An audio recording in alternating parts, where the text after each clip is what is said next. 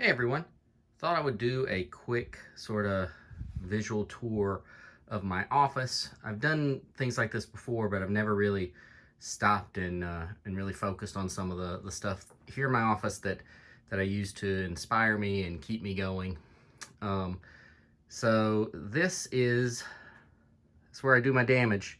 That's my desk. That's where I work every day of the week, unless I'm out of town. And right now that's not in the cards. So this is where I do my work. I am strategically positioning the camera so I don't show you this whiteboard that's over on the wall because it has some stuff on it that I'm technically not supposed to show you. So anyway, over my desk you'll see I have a lot of original art, most of it tied to my comics. There's some Jeff Lemire Harrow County art, a piece of artwork that Chris Somney did for me for a character that we were developing years and years ago, some Harrow County, The Tooth from Matt Kent, a lot of pages from Brian Hurt from The Sixth Gun and the Damned, some pages from Death Follows, more Harrow County stuff by Tyler from some of the Harrow County backup stuff. But my plan is eventually to fill all the wall space with original art for my comics. I have a lot of it, I just haven't gotten a lot of it framed yet. And then here we have, there's Batra, my favorite Godzilla villain, and a really messy bookshelf and some of my stuff. So, as we go around the office, we have some Alan M. Clark artwork. This stuff has been with me for years and years now. I used to buy it at conventions during the art auctions. I just have always been pretty inspired by it. So I used to get it framed when I could afford it, and it has stuck with me all these years. It's still on my walls. There's my giant Cthulhu from a board game that I'll probably never play. Goonies key. Here is my Fortress of Fangs from the Advanced Dungeons and Dragons toy line. That's only been in my collection for a little while, and the only place it fits is here on top of this Akira box, which the only real place it fits is here on top of my magazine rack, which is full of famous monsters and Fangorias. I think there's some creepy magazines here on the other side, maybe. Yeah, creepy. So basically this is some eerie magazines. These are my magazines. I love magazines of this era, and I like having them front and center where I can see them almost like artwork, and I change them out sometimes, and it's a lot of fun. A couple of Brian Fife Lovecraftian pieces. I got these at Planet Comic-Con a couple of years ago from Brian. He has a great King in Yellow piece that I really want to get once I get back to conventions and get my money right, as they say. But these are really neat because the frames are all from reclaimed wood from old barns, so I really like that aspect of them, and I just think they're very cool images. That's my couch. Bad idea putting a couch in the office because I just want to sleep all the time and nap. Here's my little table, this is where bungalows are often recorded. So usually I'm sitting here on the couch and our mic is set up right here. Very cool Tim Doyle, Big Trouble in Little China poster that Brian Hurt got me years and years ago.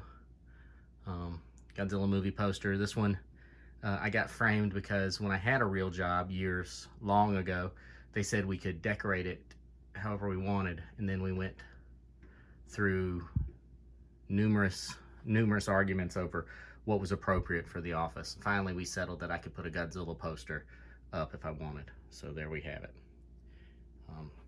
Sort of a Cthulhu walking stick. And hidden over in the corner here is an alien and a King Kong bank. And then my bookcases. Here on the top shelf, you'll see just tons of toys. There's Tiamat from Dungeons and Dragons, Gamera and Godzilla, and different vinyl toys. These guys here from the Supernaturals, There's the original Star Wars action figures. A Yoda puppet. A Knight of Darkness, which was a great Darth Vader ripoff from when I was a kid. A few pops. And of course, the greatest transforming figure ever. Transformer that turns into a thing of McDonald's fries. And then over on the shelves we have, I can't promise my books are in alphabetical order because they often get out of that way, but just a lot of my favorite graphic novels. There's some Megalons. I'm not sure why I have two. I guess just because I thought they were cool if they were multiple colors. And here is Boba Fett and a Predator guarding my Avengers books. Darth Maul and Snake Plissken. I love these old EC hardcovers that you see here. I don't have all of them yet, but they're just such nice additions, these old black and white EC hardcover sets.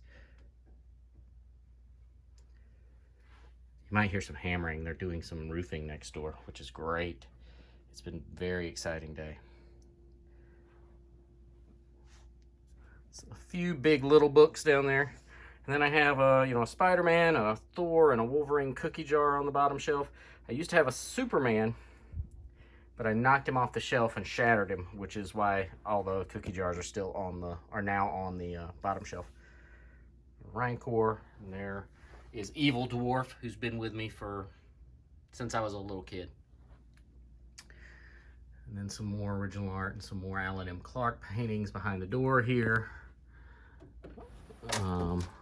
Some Cthulhu artwork. And then my comic book rack, which I went to great lengths to obtain.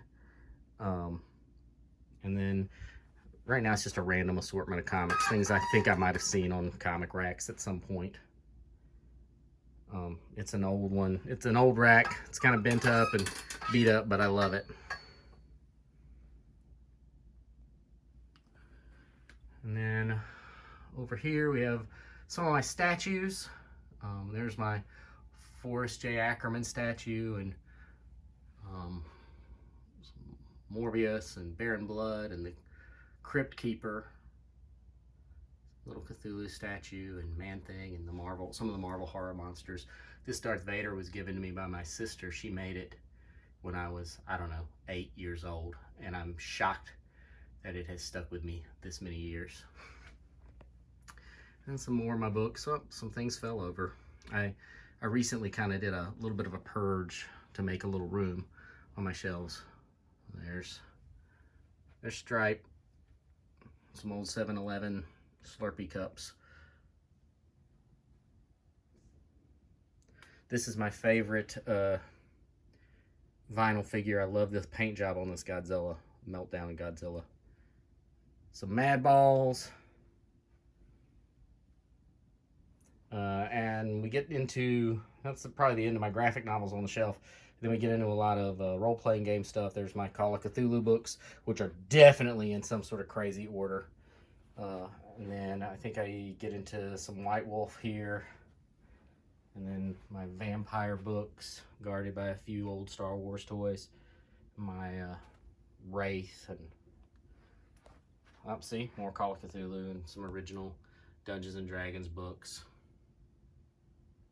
And then just a few random art books and things like that. Again, no order whatsoever to those. So there you go. I hope you like it. There's a quick look at my office.